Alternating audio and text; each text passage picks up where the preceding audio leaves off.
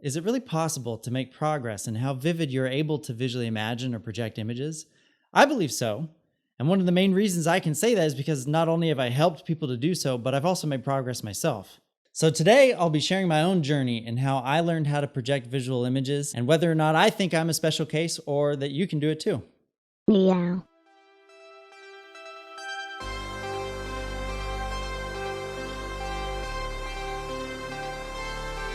Okay, welcome back to Fantasia Meow, everyone. I am Alec. Of course, I help people to visualize or visually imagine stronger than they already do. Okay, so today we're continuing this series on prophantasia, and so far we've covered a bunch of stuff, right? If you haven't seen the first 3 episodes, go back and watch those for sure. But so far we've talked about how the mind's eye, or visually imagining in the mind, is different than projecting images, the potential rarity of prophantasia within the population, and then the last week's video, we talked about, the spectrum of different types of projected imagery phenomenon.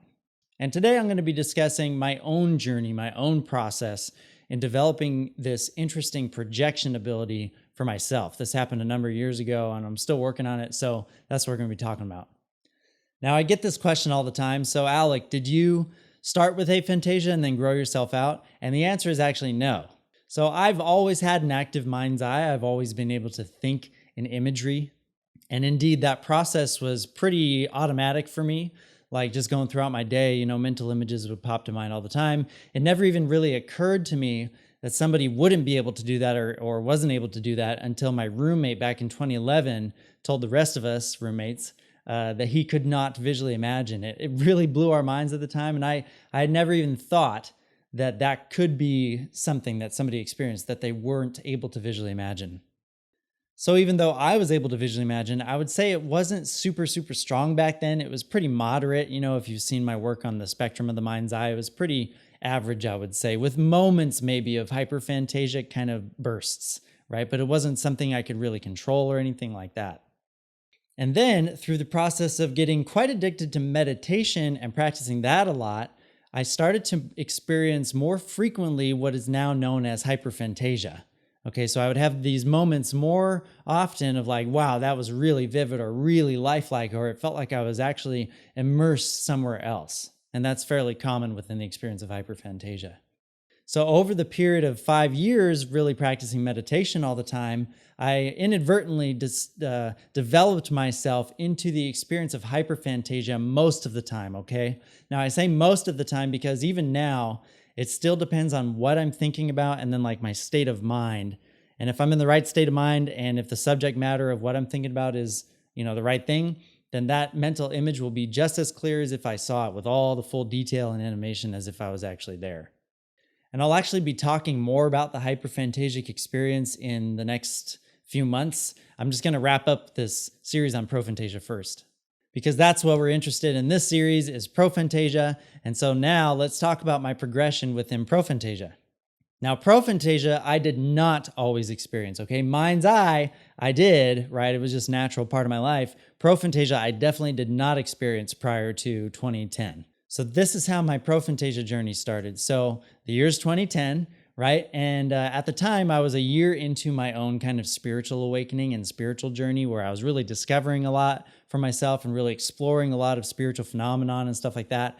And I remember hearing this spiritual teacher back then talk about when he closes his eyes, that he didn't just see black. It wasn't just black in front of him and it wasn't in his head, but he could actually see like his eyes were open, right? And I remember thinking, oh my God, I was so jealous. It sounded so cool. And so I thought, well, I want to do that. I had access to mental imagery and like thinking of myself in different situations, but nothing like hallucinating full-on scenes like my eyes were open at will. Now, a little bit about my backstory too. I used to coach gymnastics. It was actually how I fell in love with teaching, because I realized I had a knack for it. And one of my favorite things to do is, take a skill that one of the students was trying to learn, like let's say a front handspring or something, and I'd break it down into small bite-sized movements that I'd then teach the student, especially if they were having a hard time with it. And sometimes I come up with my own drills for that end result being a handspring, right? And I figured out, okay, my brain is pretty good with like taking the end result and then dissecting it almost reverse engineering it into bite-sized chunks. And then lo and behold, a week later, like the student would try a front handspring and get it. It was super, super fun.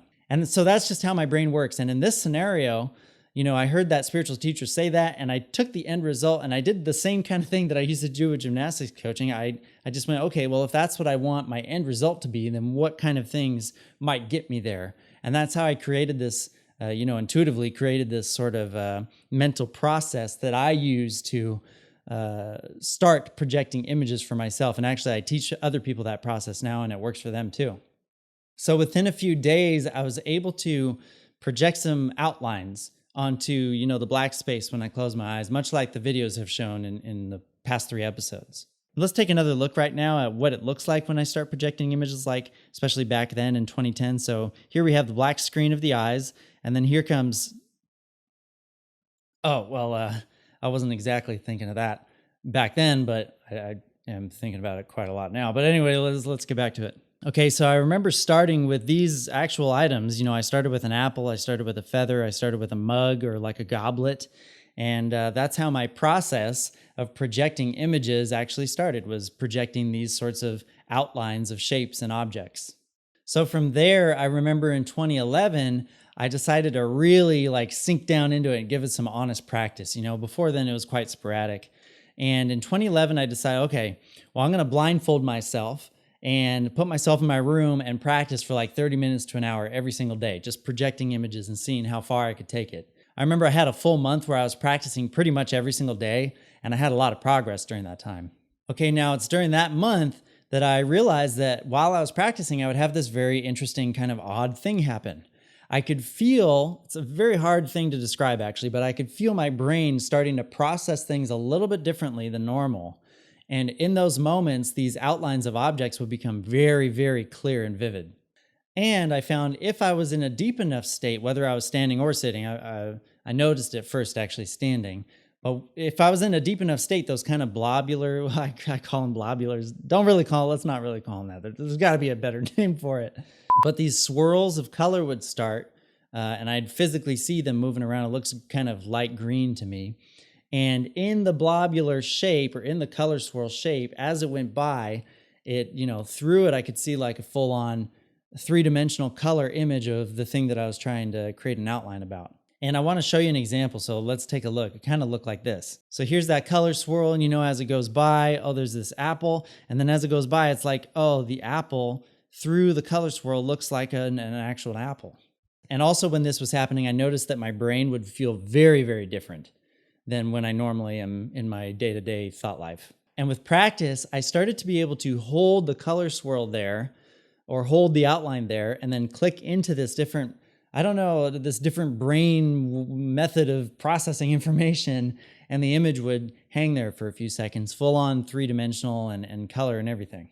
But typically I had to be in a very specific state of mind, that feeling had to come at me, and I couldn't do it all the time. So that leads us to today. And now where am I at today in terms of these different abilities? Well, now, like I said, in my hyperfantasia, it really depends on what I think about and sort of my state of mind. But typically most of the time I'll experience hyperfantasia in my mind's eye.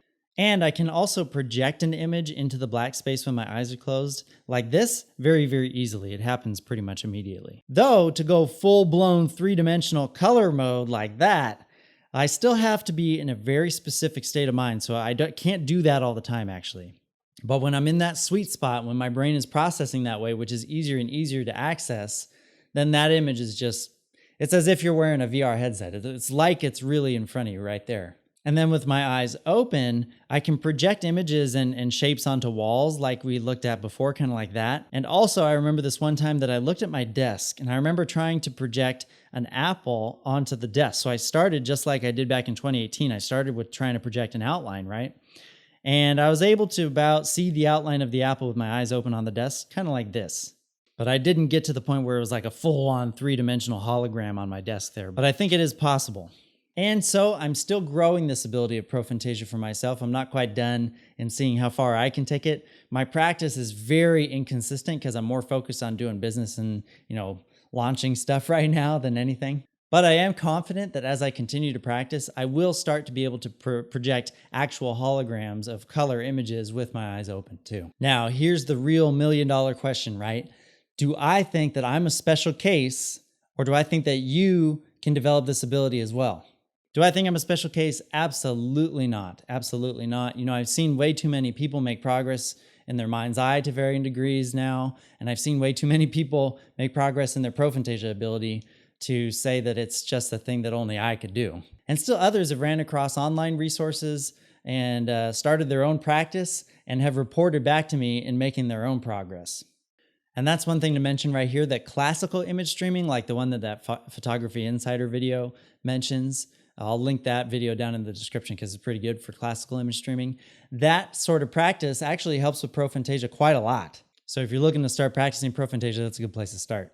Now, I can't say for sure that everyone would be able to develop prophantasia, because how would we possibly know that? There's bound to be some exceptions somewhere along the line. But it does seem hopeful based on my work and people that I've ran across and the amount of people now that are making progress at these abilities. It does seem hopeful that you too would be able to do so for yourself. Okay, so that's it for today. Now, next time we're going to be wrapping this prophantasia series and talking about some of the main keys and how you can start to practice your own prophantasia progression and the main keys that I stumbled across along my journey as well.